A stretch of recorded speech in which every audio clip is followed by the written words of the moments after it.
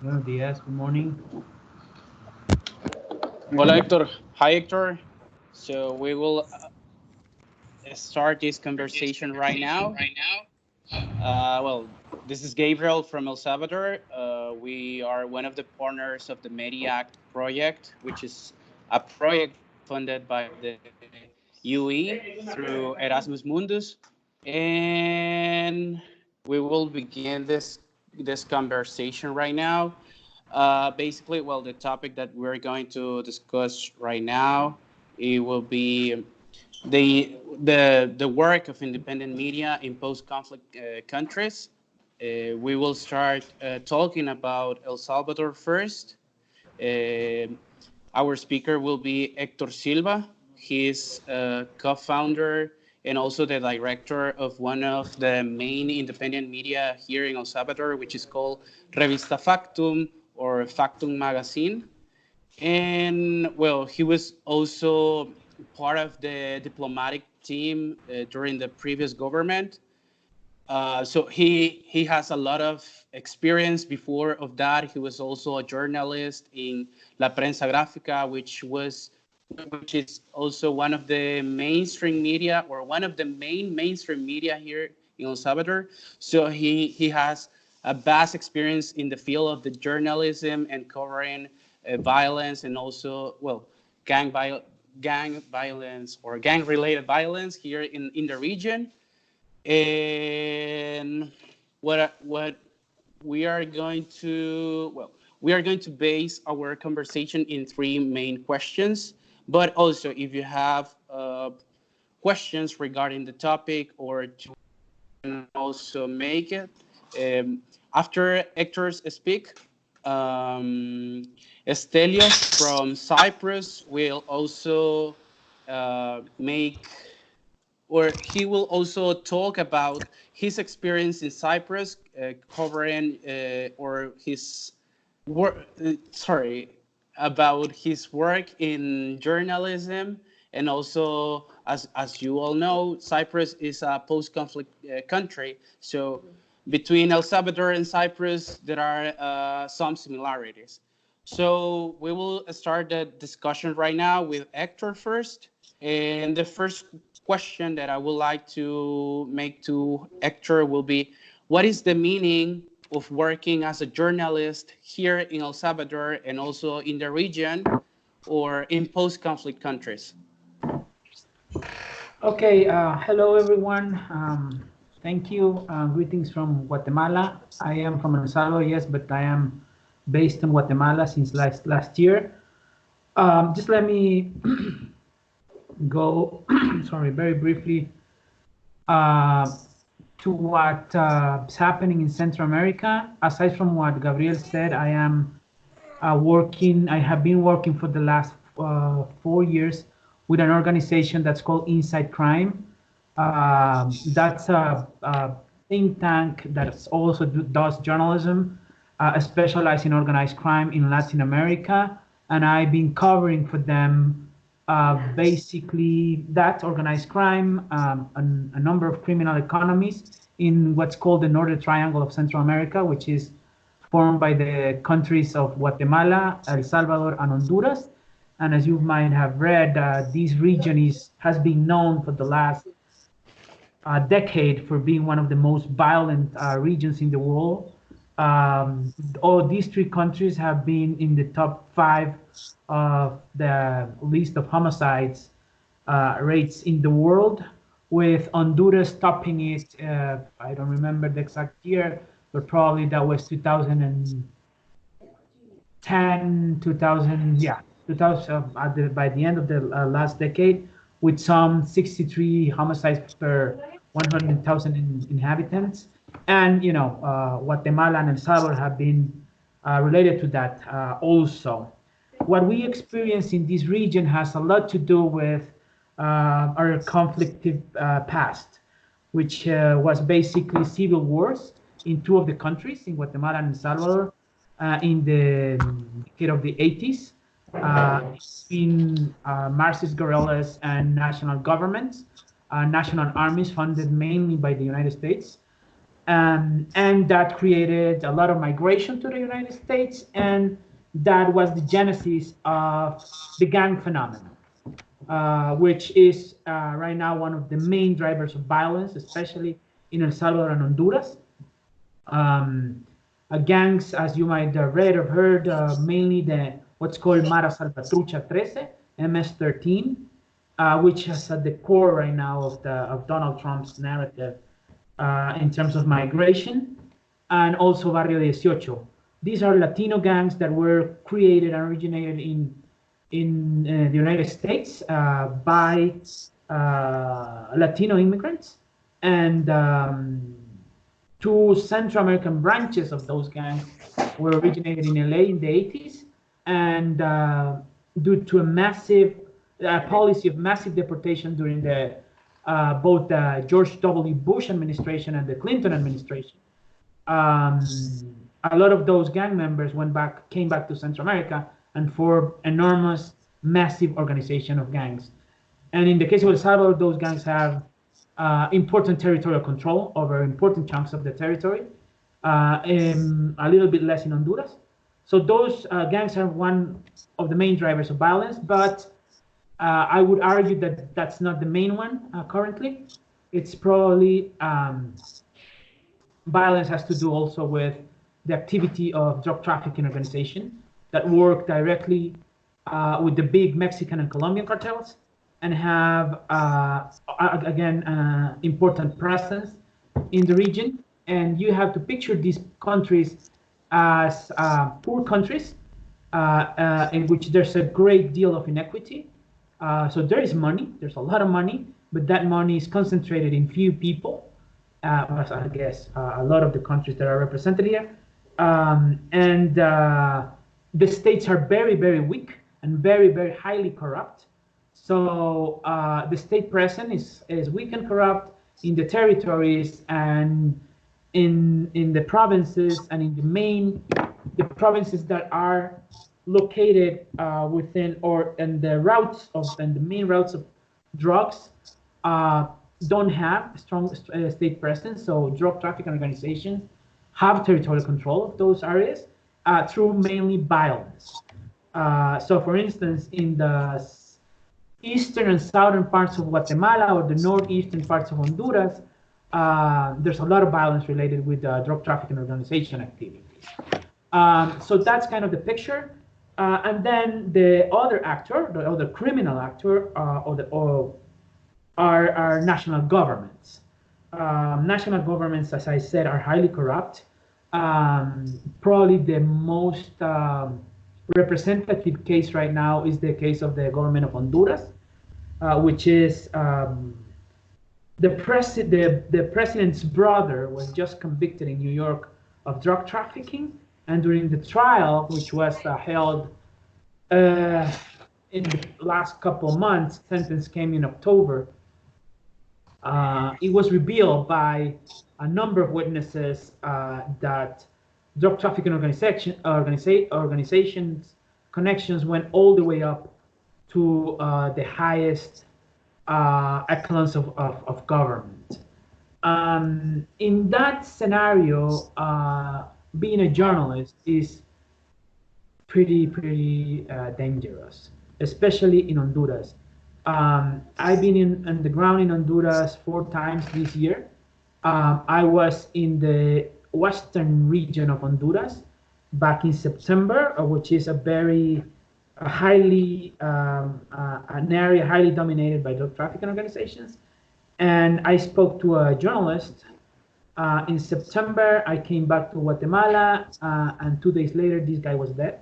He was killed because he was investigating the specific doings of a specific drug dealer that was related to the local mayor.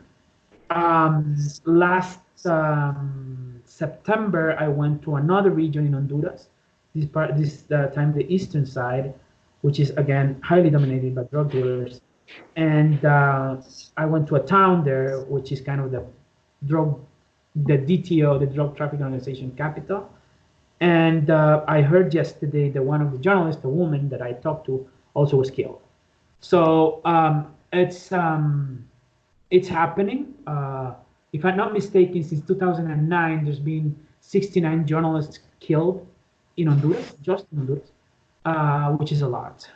And same thing is happening in Guatemala at a lesser degree. And El Salvador is a different kind of monster. Again, the government, the previous, four of the previous administrations in El Salvador have been highly corrupt too. Um, Two former presidents, one of them is now in jail, sentenced for corruption crimes. The other one is a fugitive with five arrest warrants pending for corruption cases. And the current president, even though he came to the presidency on an anti-corruption platform, and he was sworn in June, um, there's already a lot of doubts about his connection with criminal and corrupt groups in El Salvador.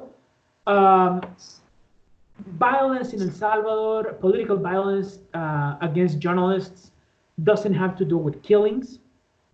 There hasn't been the killing of a journalist because of his or her job in the last years, in the last several years.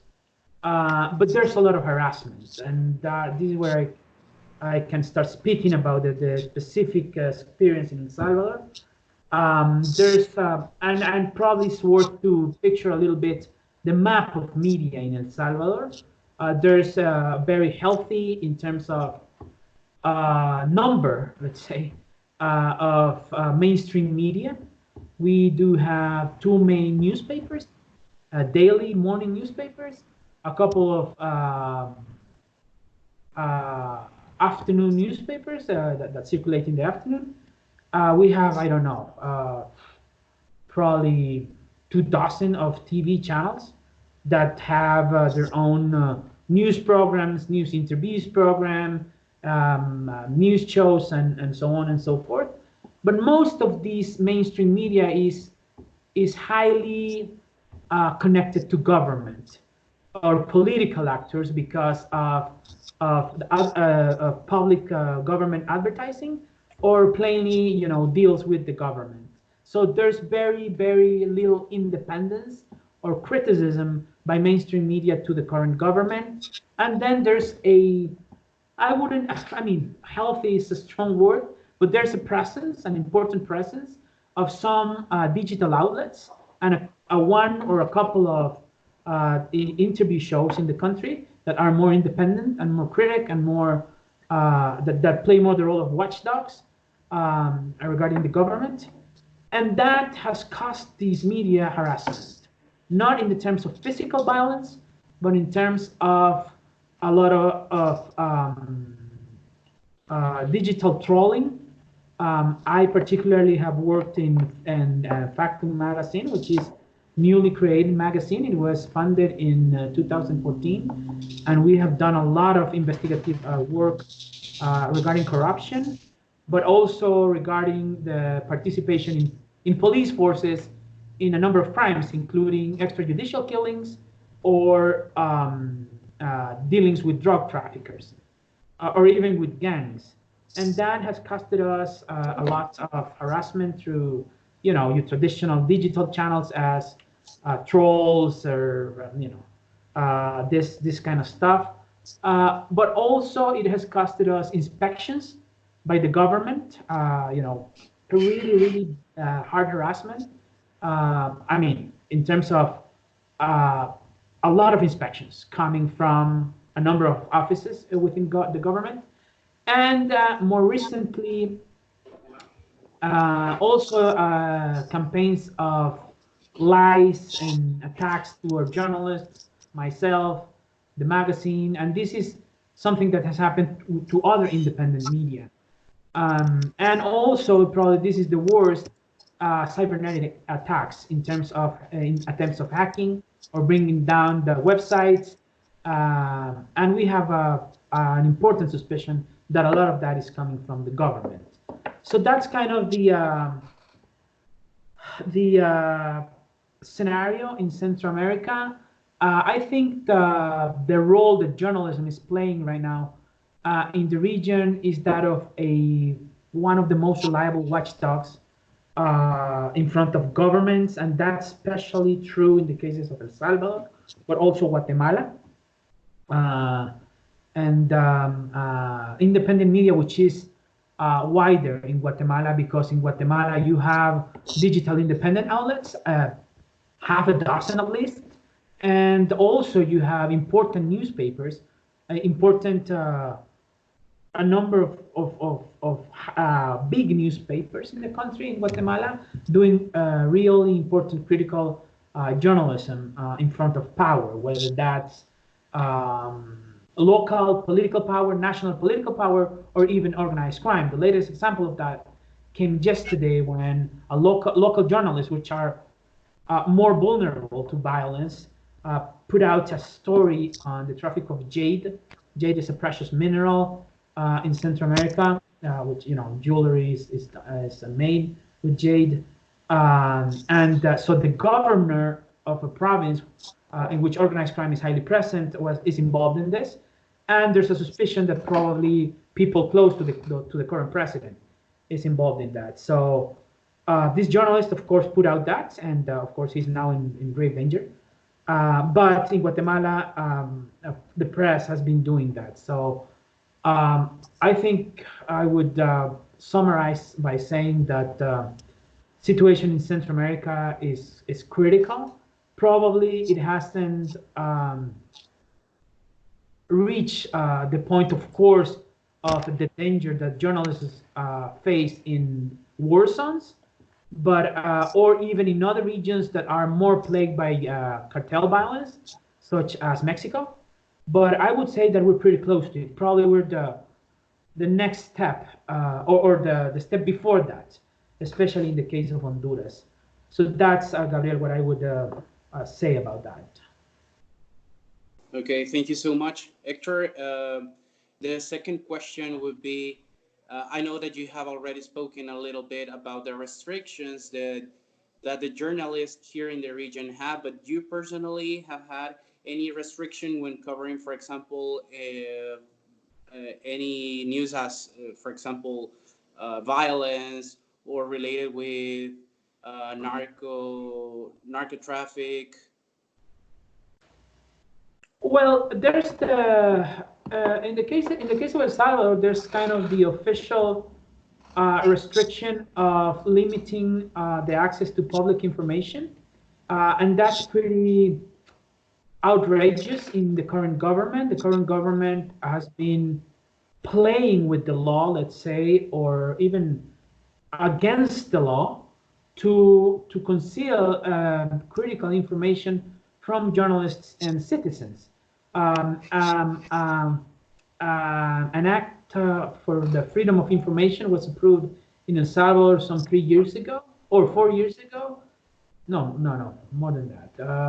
5 or 6 years ago, and a mechanism to guarantee the free access to public information was set in place, and it kind of worked pretty well.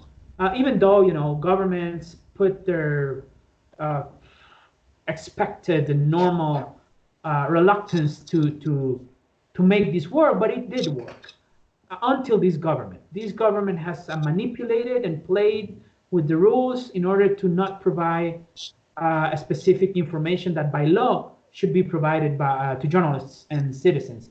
And what's worse than that, it was discovered in a press story that the current president, the current presidential house, maneuvered in order to obtain the data of the citizens and journalists that were requiring information, which is pretty bad because, of course, in the scenario that I just pictured to you guys of harassment and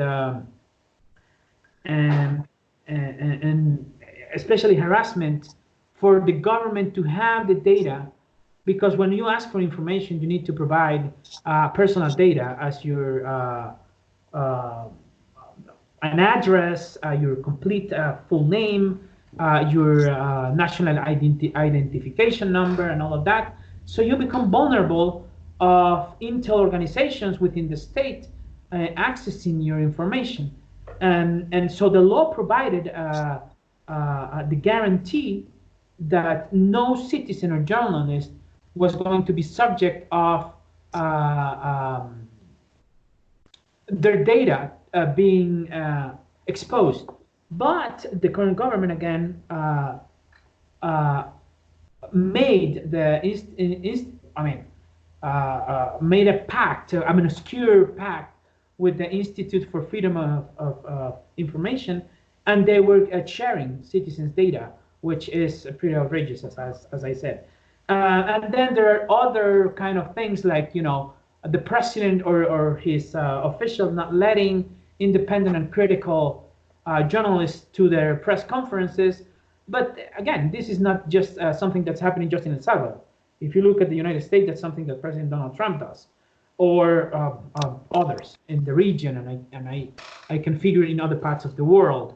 Um, um, and Probably in the case of El Salvador, the main problem is that the state intel has been trying to get a hold more information of critical journalists. There are cases, myself included, in which we have been harassed or we have been followed. Pictures have been taken of us when we're in public places, of us or our families. Those pictures have been put in social networking with death threats and that kind of stuff. So it's a situation of harassment that's growing. What makes things more complicated in the case of El Salvador is that the president, who is a populist, which with an undefined ideology, is highly popular. So we're in a situation in which these very popular populists pictures the press, the critical press, as the enemy of the people, and so that puts a lot of people in danger, and not necessarily because these journalists have put out sensitive information about the president of the government, even because a journalist or even a citizen has put out via Twitter or Facebook or YouTube a critical opinion of the president, his people will go after him or her. There are cases of journalists, especially women, that have been highly and very badly harassed through social media, and diminished and in misogynistic ways, because they expressed they didn't even put an investigative report about corruption, but they just expressed doubts about something the president said, and they went after them. So that's kind of the scenario. Again, I would say I am worried about El Salvador, but in the region, the case of Honduras is what it means to be a journalist. A critical, independent, investigative journalist is being in constant danger of being killed. And that plainly, I would say that plainly in the case of Honduras.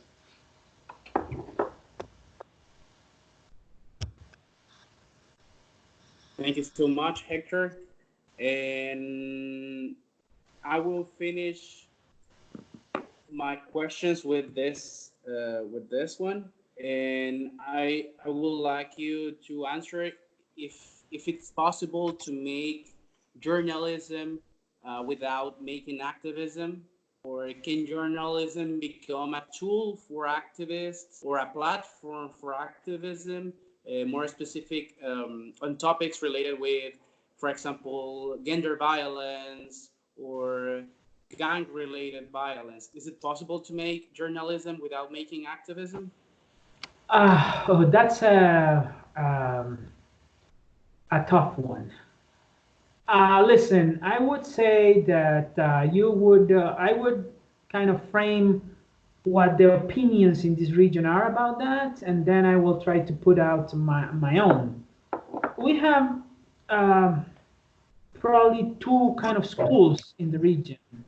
One is kind of the more purist one, which would tell you it's not possible because it's not the role or the job of a journalist to do activism about anything.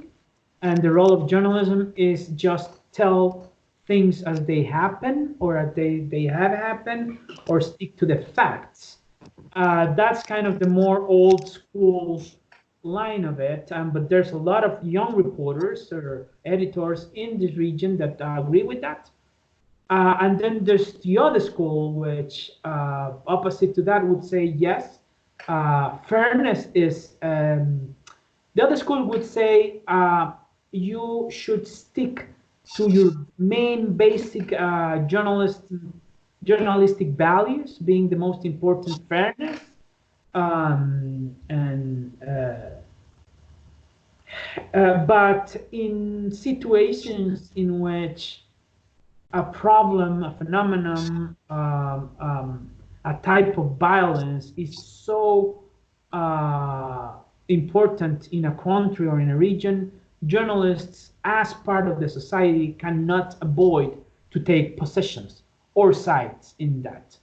I am kind of in the middle. I wouldn't say that uh, activism should be uh, per se a part of journalism, uh, but I highly think that uh, there are again situations, trends, violence that a journalist cannot uh, allow the luxury of being impartial.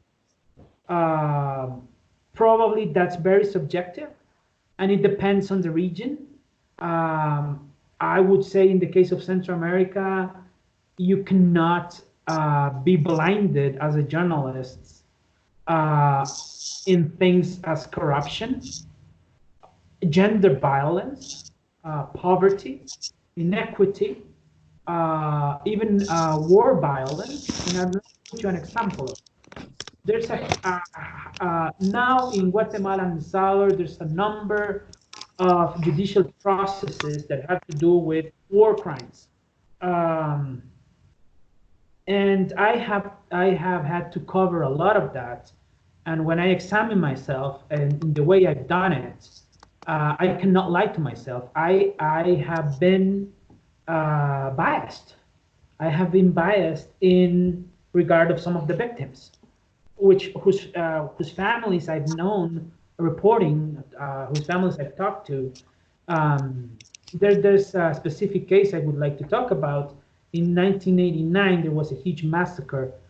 We were in the last years of the Civil War, and there was a huge massacre in a university, in a Catholic Jesuit university in El Salvador. It was perpetrated by the National Army, and that's in 1989. And I I was a very young reporter back then. No, I mean, actually, I hadn't graduated from high school. I started the university 2 years after the massacre, and I started my career as a journalist in that university, the same one in which the priest had been killed. And I followed that story as a student, and then as a journalist. In the last decade, I've been following that story again because of the trials that have been put in place both in El Salvador and in Spain, because some of the priests were Spaniards. And I've talked to a number of the families of the victims. I've talked to the accused, some of the accused. I've talked to some of the witnesses, and I've tried to set an editorial wall with, built on the very basic principles of meaning fairness. Okay, I have to listen to everyone, but I come to this coverage uh, with the firm belief that the accused are guilty. And that belief have come from my personal history, the documents I've studied, the people I've talked to. So when the trial starts, because it hasn't started, I know and I understand that as a journalist, I will enter that trial with the firm belief that these guys are guilty and they deserve punishment. So is that activism? I don't know. Probably the case of gender violence is more complicated. Um, I have not specialized in covering gender violence, but I have colleagues that have, and it's a constant um, question that they make to themselves is that, and I would say that my take on that is always put yourself in the place of the victims. That some people might call that activism by itself, but sincerely, I don't care. I think as a journalist, as a citizen, you have to put yourself in the sides of the victims. Of course, it's not black and white. There are a lot of grays in this. Another example that comes to mind is immigration. And this is another very important phenomenon here in Central America. And it's something, and I've covered migration a lot also. Before starting this call, I was writing a draft on a story about migration, and the story is about the increasing flows of migrants coming from Honduras to Guatemala in their way north. So I went to one of the places, the crossing spots, in which that's happening, and of course, talk to a number of the victims, social workers that work with them, officials, and mainly these are people trying to find better places to work, better places to live, less violent, less unequal. Yes, that's the main story. That's the main characteristic of migrants. But there's also a tiny portion of crime involved in these migration flows that has affected specific towns in the ways. Extortion has come up in some towns in the migrant routes because there are some migrants that engage in crime. So who's the victim there? If you look at it from the macro picture, I would say migrants are the victims of highly unfair systems and highly violent societies. But if you zoom it or zoom down to specific places, there are women that have been raped, or people that have been extorted by criminals that go along the migration flows. So again, there's not a straight black and white answer for this. My take on this had always been, or I have always tried to put myself in the place of the victim. But of course, that's another open question. So it's not easy. In my view, there's not an easy answer for that. Okay, thank you so much, Hector. So I have finally finished the questions that I had, but right now we open the space for any of the participants to make you questions. We have a space of at least 15 minutes, or 15 minutes, 10 or 15 minutes. So please be direct with your questions. Thank you.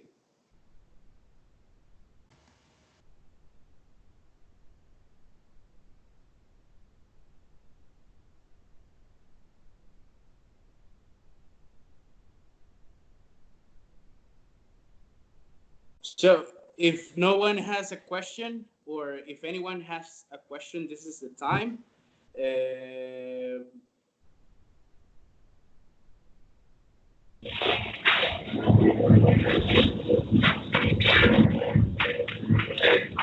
Hello, Hector. I don't know if you can hear me.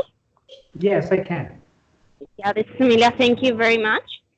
My question is very simple, and it has to do with finding the balance and how difficult that is from individual stories to creating a big picture about El Salvador. I didn't get the first part. Can you repeat, please? Yep. Sorry, my connection might be a little bit problematic. My question is simple. It has to do with how easy, and if you can give us some example of finding a balance between individual stories that you come across and generalization of the stories as a big picture that might represent a situation. Well, I guess that's a daily challenge, right? Challenge, right, in terms of journalism. My belief is that individual stories can, if you look properly, can tell this, can tell, or probably not one of them, but a number of them could tell the stories of the story of a country. And if I would have to talk about El Salvador, for instance, I would try to figure out places that represent the country. Of course, looking first after trends that are present in the country. For instance, El Salvador is, yes, a very violent place. How that violence is deployed in the territory. El Salvador is a very unequal place. So you will find places in which you probably will think that you're living in Miami or a, you know, a mid-sized American town, or U.S. town, or even a European mid-sized town, and there are most of the places in the rural areas or in the poor urban neighborhoods which are very bad. So I would probably set myself in both places to see what the country is about, to see how violence plays out, to see how corruption plays out in the daily life. Other examples, if I was to do something that I've been dealing with a lot in the last years, is again not just drug trafficking organization in terms of the more sensationalist way of in which journalism or even TV or fiction pictures cartels. You know, this picture of the hero and the handsome drug dealer. But what I would try to do is go to a place in which drug trafficking is an economic driver and try to tell how individuals form a part of that economy. Because again, there's not black and whites here. If you go to a town, a coastal town in which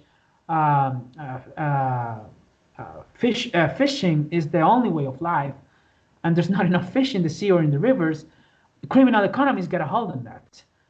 So if I'm going to picture what's happening there, I would probably look for an individual story that tells that broader story. Do I want to talk about gangs? I would definitely run away from the cliche of the tattooed bad boy that's in jail and that's an assassin. I would go to a neighborhood in Central America in which gangs still exist because they control territory, because they're a political power broker in the areas, and in a lot of instances they are the state. I probably would go not to an individual story, but to a place, to a school, for instance, to a church, in which all these dynamics are present. So I don't know if that answers the question, but that's what I would do.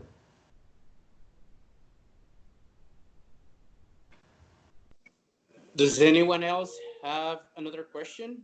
Or Amelia, do you think Hector answered your question? Yeah, I guess there is no right or wrong here. It's not very easy to have a quick fix, but yeah, I guess you pictured the challenges that you stumble across. Yeah, thank you very much.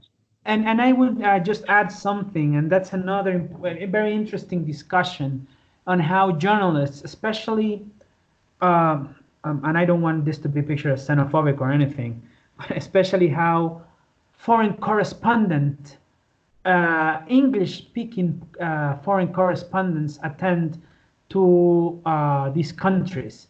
And there's a expression in Spanish that probably the best way to translate it in English is the parachuting correspondent. And this is a guy that goes into town for a couple of weeks and tries to understand all the dynamics. That's impossible.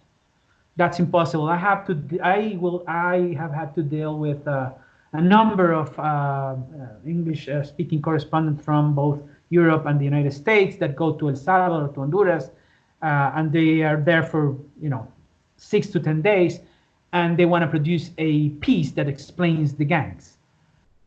I wouldn't say that's possible. Or you put the name on it. They go to Syria for a week and they try to explain a conflict that's been boiling for decades, if not centuries. They go to Brazil, to the favelas, and they try to explain a phenomenon that's been there for, I don't know, for at least for 4 decades, by entering a place with the police 6 hours. So that's not possible. I would add to my answer that if you really, I mean, understanding specific phenomena in places such as gender violence in poor urban neighborhoods gang plagued in El Salvador probably will take a life to fully understand that. Probably will take exhaustive, regular reporting of those places from the ground to understand that. I mean, doing it as parachuting correspondents usually, doesn't tell the whole story. That's why I believe that stories have to be told by local journalists, always. Or at least the best stories are produced by local journalists. Of course, then there's other type of question, because in local and very local approaches of local journalists in violent towns, those local journalists are more vulnerable to violence than foreign correspondents that have the support of huge media or even governments. If a British correspondent comes to Honduras, one of the first things he or she would do probably is let the embassy know that he's there, right? But whether the local correspondent in Olancho or in some drug town in the mountains, he or she, they don't have that protection. So that's another kind of nuance to that. Can I just have a follow-up question? Because you mentioned about the importance of the local, bringing the local aspect and so on. But do you think that it is important to have interaction with international journalists or journalists talking, working with conflict issues around the world? Do you find some commonalities? Because my assumption is, I'm not a journalist, but my assumption is that by interacting with other experiences on similar issues, you might be more, expose yourself to different realities. Then you might be able to, to reposition yourself and have other points of references that might be useful to your work. Of course. I fully agree with that. But what I'm saying is that, of course, as a journalist, I will always believe that you need a broader background of things. In terms of, if you're studying, for instance, eco-trafficking in Mexico, in the Yucatan province of Mexico, probably the specifics of that criminal economy in Mexico are very specific. But you would have to arrive with a lot of knowledge on eco-trafficking around the world, all the dynamics, all the types of interactions between actors to fully understand and learn. And knowing those trends would help you to understand the specifics. Gender violence is another perfect example of this. If you are going to address that issue in a specific place or in a specific reality, you would have to go there with a lot of background packaging in terms of knowledge to fully understand that, theoretically and in practice. In knowing more experiences and exchanging more experiences, corruption is another case. Trends are pretty similar. Gender violence trends, the abuse of power by men in power positions in gender violence is pretty similar. Power, it's pretty similar all around the world. Of course, in some places there are religious elements to that power. In other places there are military elements to that power. In other cases it's just cultural elements. But again, having all that would probably, would make you a better researcher and make a better journalism. An example that that comes to mind is in recent reports or investigation that I've been involved about corruption in Central America. I've been talking a lot with Eastern Europe colleagues, on trends of corruption in their countries because they're pretty similar. And in some instances, the actors are the same.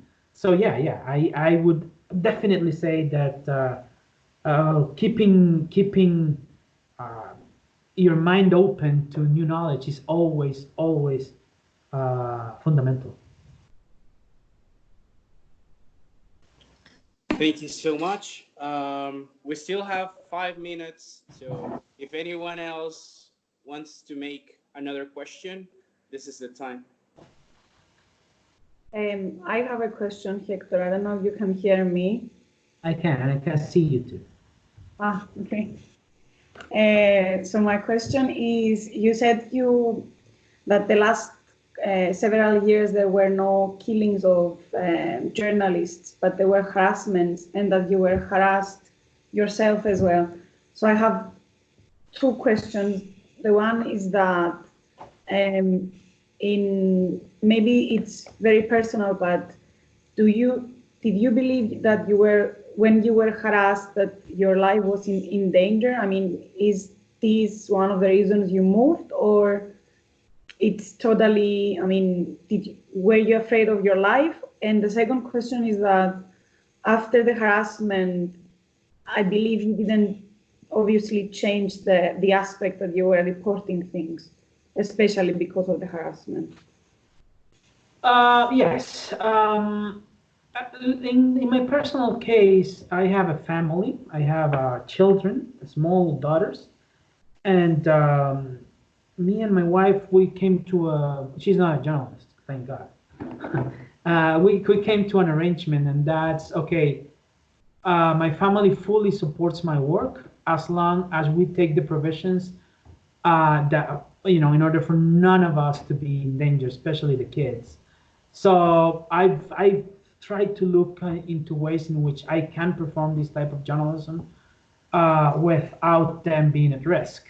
Again, in the case of El Salvador, all the time I had been there, probably just once I felt that my life was, or that my physical integrity was threatened, and that was kind of long ago when I was involved in the investigation of drug trafficking organization, and after that I wrote a book on police corruption, and I named a number of high-ranked officials, and I received a lot of threats. And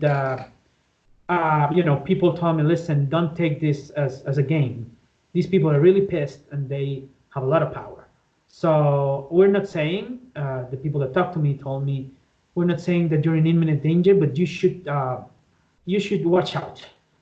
And so after that, I took personal and familiar decisions in order to move.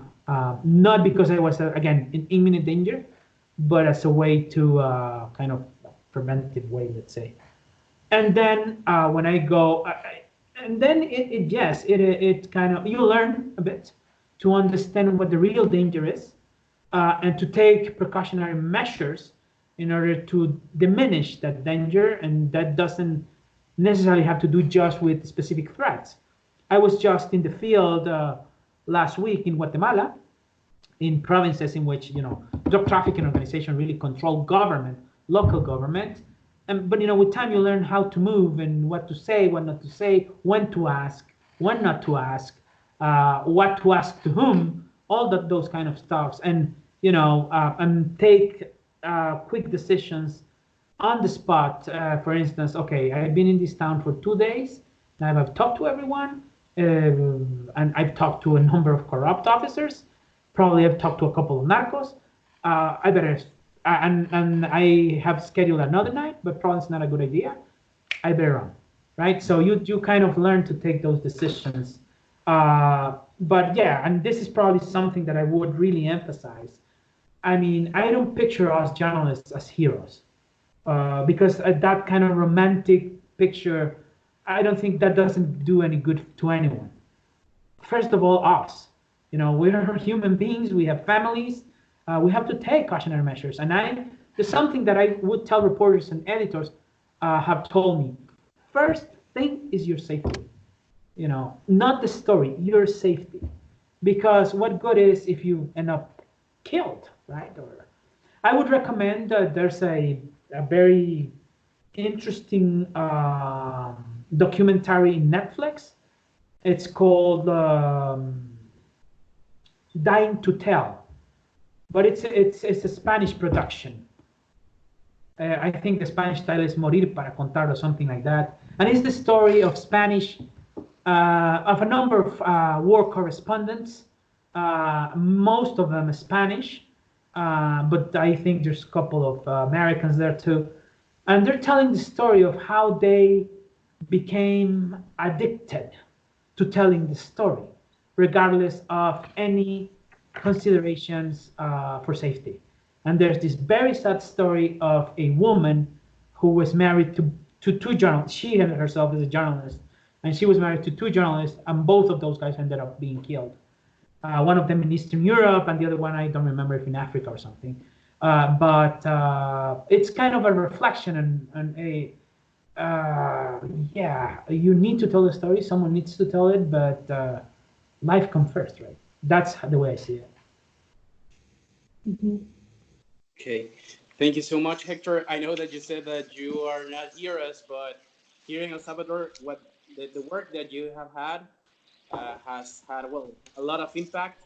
I know that, well, maybe you don't know the other people here, but one of the last publications that Revista Factum made was related with they made an article about basically the presidential house had shared confidential information about citizens, and it was compromising the president of of the official public institution here, which is an institution that basically defends transparency, and but they were sharing information to the presidential house. Now the president of that institution has quit, and it was because of the work that Revista Factum made. So I know that you don't like to be called as heroes, but the work that you do here has a lot of impact. So thank you so much, Hector. Right now, we will have another discussion with Estelios. Hector, you are invited, but if you want, if you have another things on your agenda, you can definitely go. So it is up to you if you stay or if you go. I am so sorry, but unfortunately I have to go for an interview. I really regret it, but I need to go, and it's been a pleasure. I think this is a very important thing, these kind of exchanges. And Gabriel, you have my data. If you know, I would be delighted to talk again if needed. Okay, thank you so much, Hector. Thank you very much. Thank you, guys. Have a good one. Bye-bye. Thank you. Take care. Okay, this is the last part of the webinar of today. We will talk with Estelios. Estelios has been working as a journalist, and nowadays he works at the Cyprus Youth Council. And well, as you all know, Cyprus is another country that has had a conflict. So we might have, with El Salvador, we might have some similarities, even though context might be different. So I will ask to Stelios the same questions. Basically, is what is the meaning for you as a journalist to make your work in Cyprus? Have you had any difficulties or threats or harassment? Okay, so I'd like to say first that the situation in Cyprus is not as violent as in El Salvador, but we did have a war in 1974 between the two biggest ethnic groups in the island, the Turkish Cypriots and the Greek Cypriots. We are from the Greek Cypriot side. So I think the most important thing that a journalist has to face in Cyprus is nationalism, and especially Greek Cypriot nationalism, which is the official narrative of the state in Cyprus. So in schools, we learn that Turkish Cypriot people are monsters and Turkey is a devil or something. And when you try to escape that narrative in your work, you get demonized, and it's harder to find a job maybe because the biggest media groups are controlled by Greek Cypriot nationalists. So yeah, I think maybe it's more difficult to report the truth in Cyprus.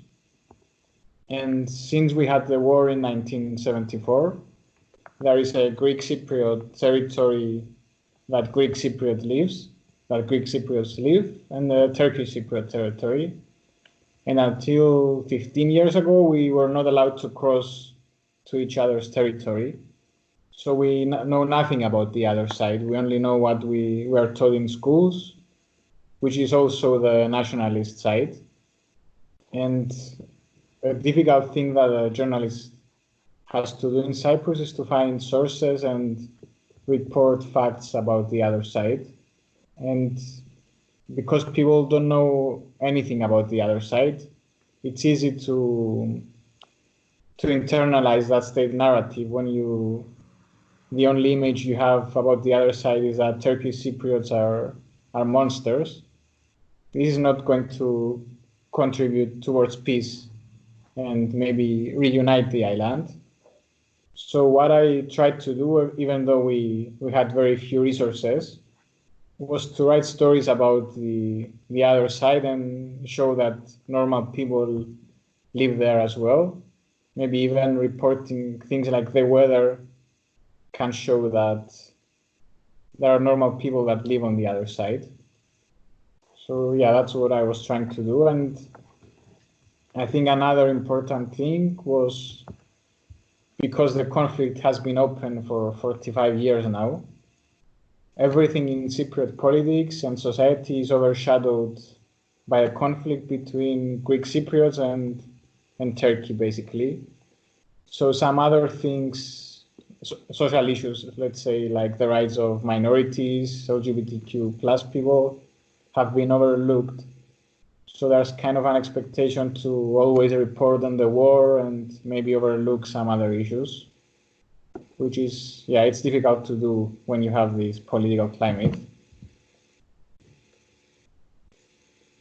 Okay, thank you so much, Stelios. But personally, have you had any harassment or have you had any issue when covering news in Cyprus, either in Cyprus or in any other country? Yeah, so as I've said in the beginning, the war in Cyprus was 45 years ago, so the violence now has calmed. There hasn't been a death since 1996, I think. So there's no violence, but if you are a Greek Cypriot and if you expose the Greek Cypriot state and say that we had a part in the war as well, that the Greek Cypriots are not only victims of the war, you might face shaming, and it might be more difficult for you to find a job in a paper, because most papers are controlled by nationalists. So yeah, it's a bit difficult to tell the truth. You face challenges. Okay, thank you so much, Stelios. And the last question was going to be, well, if I made the same question to Hector, but what do you think? Is it possible to make journalism without making activism?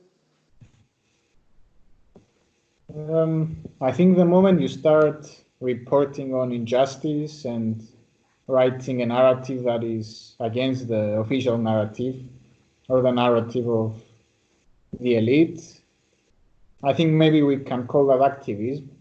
And you can be objective in doing that as well if you report the facts on injustices that the state has done. I think that's activism and journalism combined.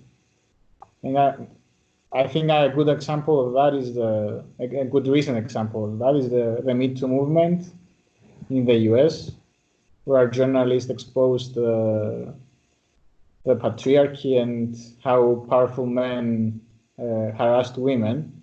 So that is a good example of both journalism and activism.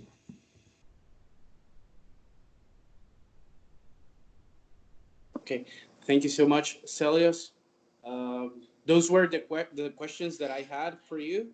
But if anyone else have any other question regarding the work that Celios has done, or any other question related with the topic, you can definitely do it. We have the same space for questions between 10 to 15 minutes. Gabriel, can I add something to Stelios? Yeah, definitely. So as Stelios mentioned, there are two, let's say separate ways of controlling the island. The one is the Greek Cypriot and the other one is the Turkish Cypriot.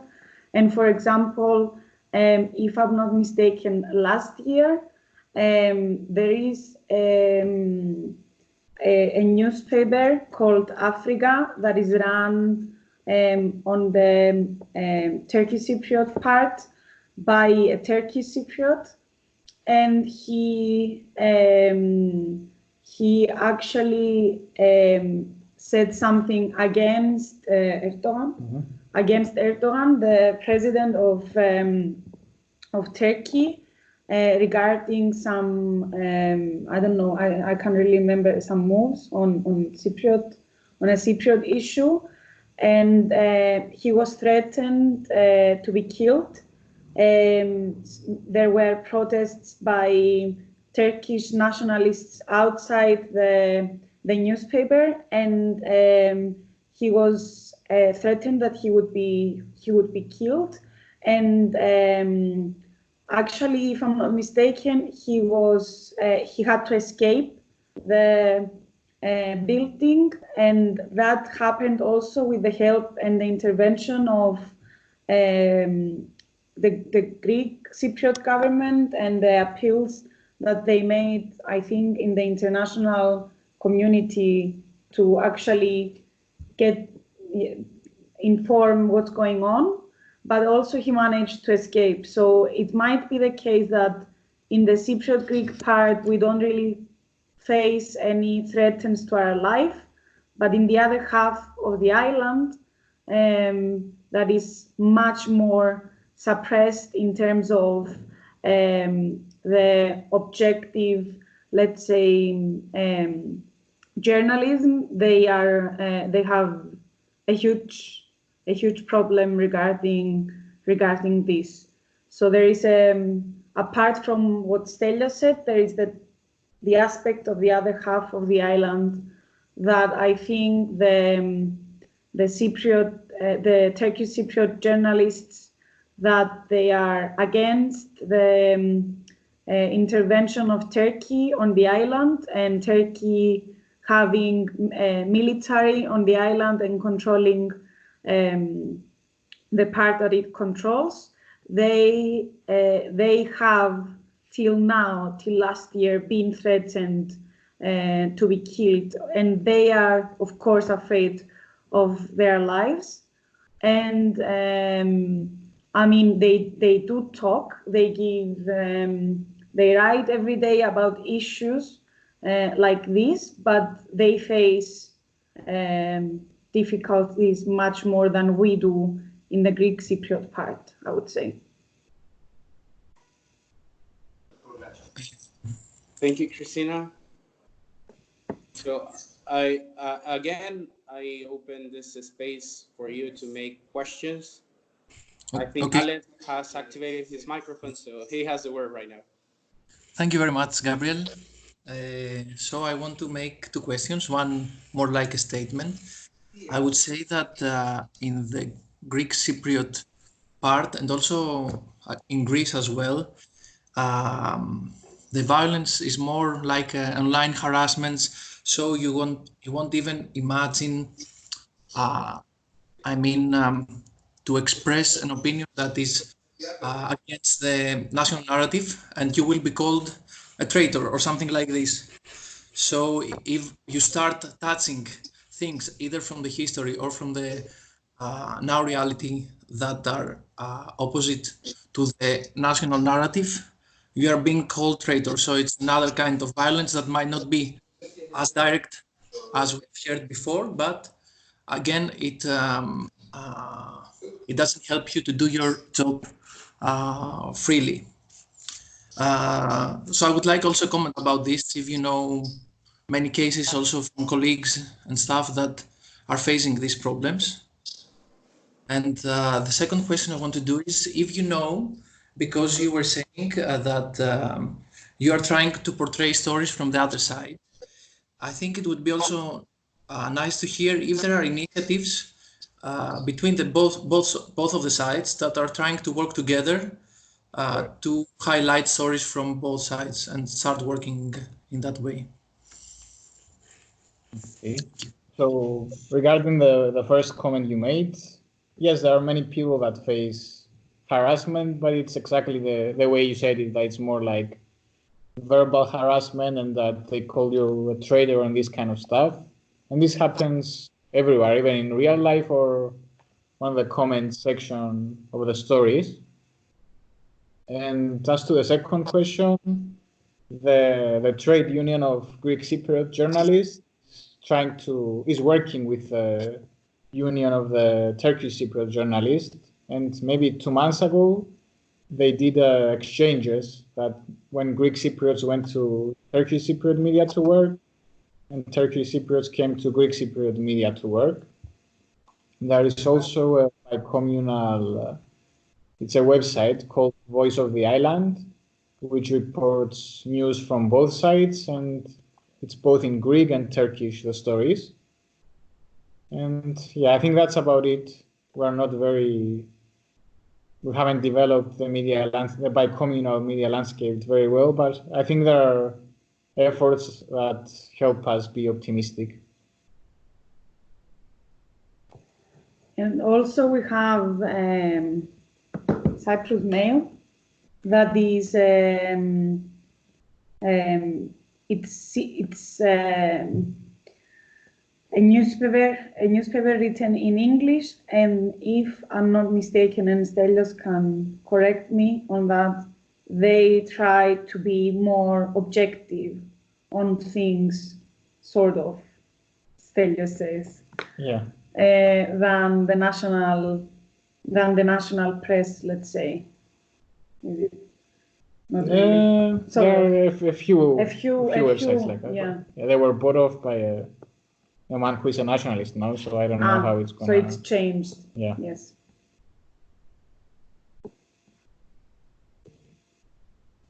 Thank you.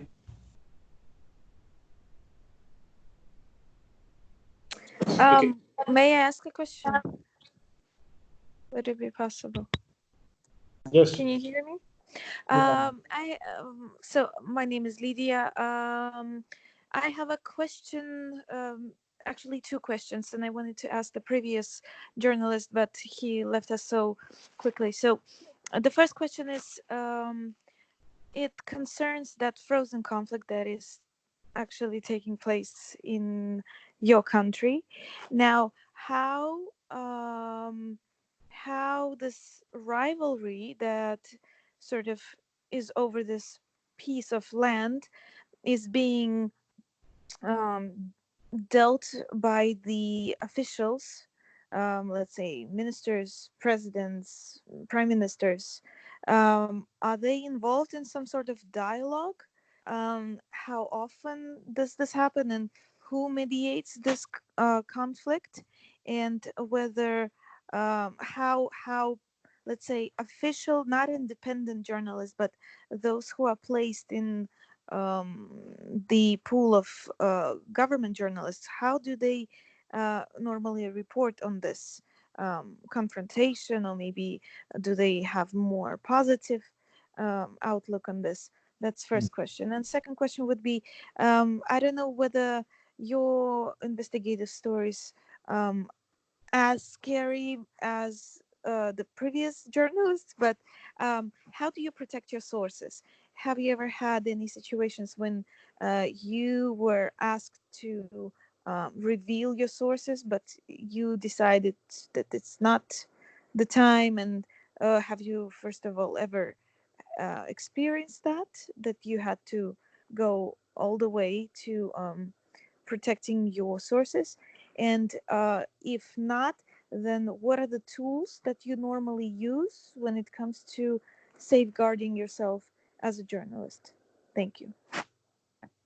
Okay, so the first question, Greece, Cyprus, the Greek Cypriots, the UK, the Turkish Cypriots, and Turkey have been in negotiations since 1974 to reunite the island or find a resolution for this conflict. So it's been 45 years that we have had talks, and they always collapse.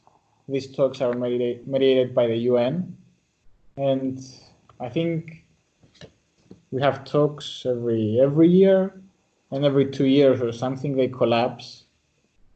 So what the Greek Cypriot nationalist journalists do, they blame the collapse on Turkey and the Turkish Cypriots, that they demand too much from the negotiations, and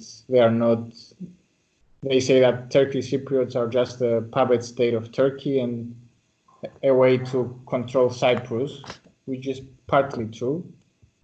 But they don't write about our side's mistakes. So that's the official narrative about what government journalists do. And regarding your second question, as I've said before, I haven't faced any life-threatening situations, so I really don't have the experience to answer that. And until 2004, we couldn't cross to the Turkish Cypriot territory, which was the only way, I think, to face violence. And now that we can cross, many journalists don't report on the other side, including me. So yeah, we were not in a position to ever face violence.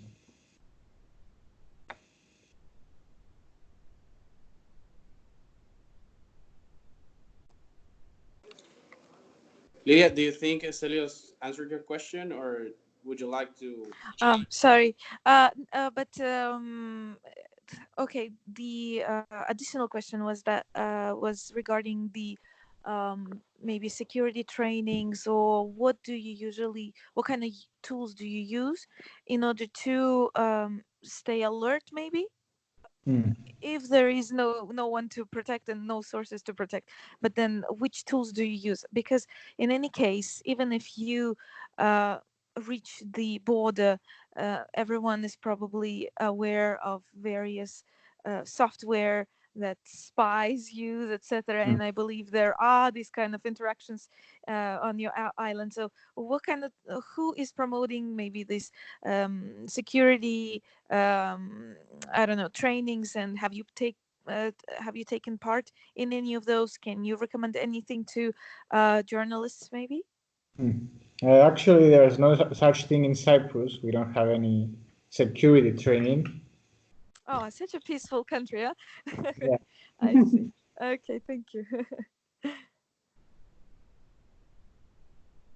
Does someone have a question? Thank you so much. Does anyone else have a last question? Hello, Yes? can you hear me? Yeah. Hello, Stelios. Thank you so much for the information you delivered. I just have a question about the journalism at all. I mean, the question is about the journalism, and how do you think what is important for you as a journalist, just to deliver information to people, or inspire them to act? I mean, to do something against the problem, against the violence, and to protect their rights, or is it just about delivering the information? Thank you. Yeah. I think the most important thing that we should do in Cyprus and we don't do it, report the truth. We only report our side's truth, which does not help in promoting peace and reunification of the island. And there's no really critical thinking in the population, and the media do not promote that. So I think we have to start being more objective and researching our stories, not in an emotional way, but really researching the facts and going to the other side and having a complete picture of what caused the war between the Greek Cypriots and the Turkish Cypriots, and not only present ourselves as victims. That's the only way forward, I think, and yeah, that's the only way we can handle our PTSD that we have as a population and all our political problems. Thank you. And just one more question that just came to my mind. How do you think, is it possible to stop the violence, or I mean, to solve the problem, the territory problem, without involving UN or any other, I mean, just solve the problem locally within the local authorities? I don't think so. Most people in Cyprus, the most Greek Cypriots don't really have contact with the Turkish Cypriots and vice versa, and it's always the UN that's pushing us into dialogue, and I think they're kind of bored of us because we don't really do anything. We don't show any progress and any commitment towards peace. So yeah, the political situation has stalled. Yeah, I think the UN is doing more for peace in Cyprus than the politicians are doing. Okay, thank you so much. Okay, thank you so much, Stelios. That was all that we had for today.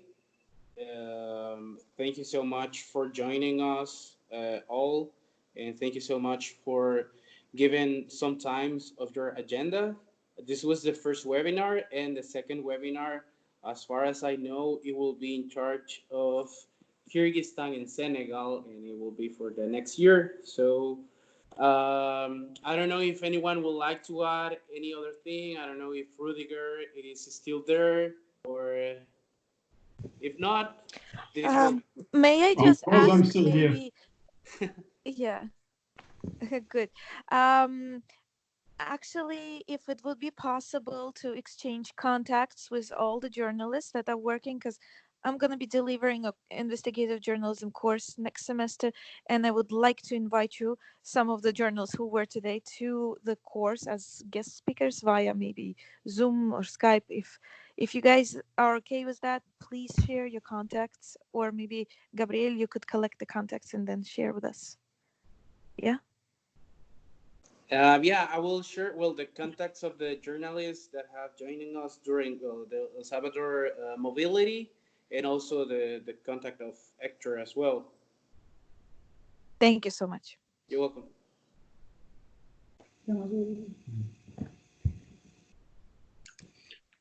So then, yes, thank you, Gabriel, and thank you, Cyprus and El Salvador, for providing us with this great webinar today.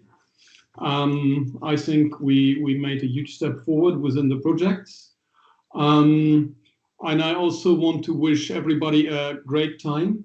We will still meet before the new year, so it's not time for New Year's greetings yet. So yeah, thank you very much all, and thank you very much for the great webinar. Thank you so much, Rudiger, and thank you so much. Great, thank you. We have finally. Take care.